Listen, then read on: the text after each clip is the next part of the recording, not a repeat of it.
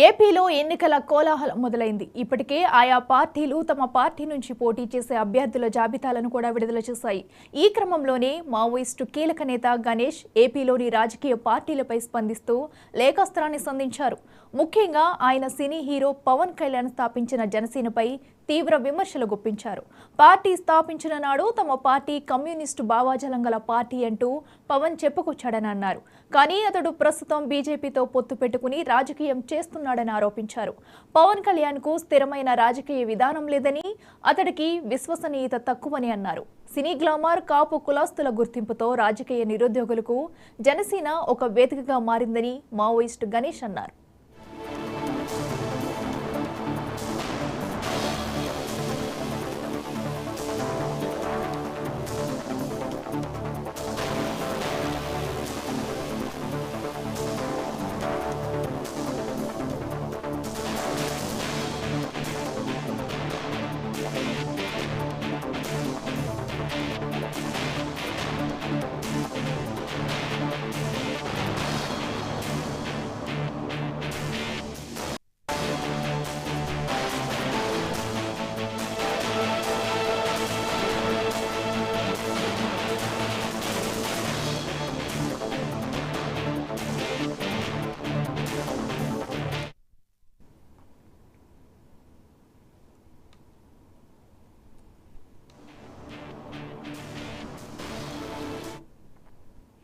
ఏపీలో ఎన్నికల కోలాహలం మొదలైంది. ఇప్పటికే ఆయా పార్టీలు తమ పార్టీ నుంచి పోటీ చేసే అభ్యర్థుల జాబితాలను కూడా విడుదల చేశాయి.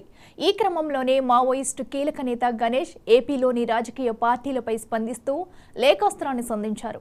ముఖ్యంగా ఆయన సినీ హీరో పవన్ కళ్యాణ్ స్థాపించిన జనసేనపై తీవ్ర విమర్శలు గుప్పించారు. పార్టీ స్థాపించిన నాడు తమ పార్టీ కమ్యూనిస్టు భావాజాలం గల పార్టీ అంటూ పవన్ చెప్పుకొచ్చాడని అన్నారు. కానీ అతడు ప్రస్తుతం బీజేపీతో పొత్తు పెట్టుకుని రాజకీయం చేస్తున్నాడని ఆరోపించారు. పవన్ కళ్యాణ్ కు స్థిరమైన రాజకీయ విధానం లేదని, అతడికి విశ్వసనీయత తక్కువని అన్నారు. సినీ గ్లామర్, కాపు కులాస్తుల గుర్తింపుతో రాజకీయ నిరుద్యోగులకు జనసేన ఒక వేదికగా మారిందని మావోయిస్టు గణేష్ అన్నారు.